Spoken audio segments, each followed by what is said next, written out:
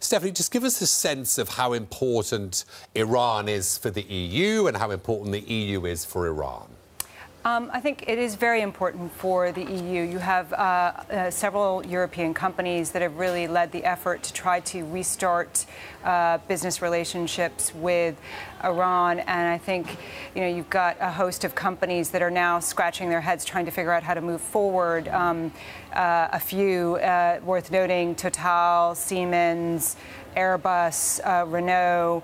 And I think they really need to look at if they can continue to go ahead with whatever agreements that they had in place, or, will they try to get exemptions somehow from the U.S.? How easy is that going to be? There's exemptions, there's grandfather clauses, but at the same time, you risk irking the U.S. and access to the world's biggest economy. It's a difficult balancing act, isn't it? Exactly. And as you know, companies tend to err on the side of caution and try to avoid the risk of falling foul of U.S. sanctions in any shape or form. So I would expect that they would do so in this case.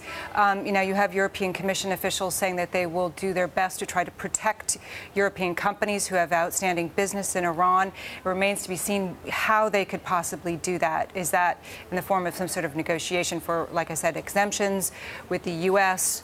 That's the thing to watch for now. Stephanie, what companies are particularly, gathering and meeting on strategy here?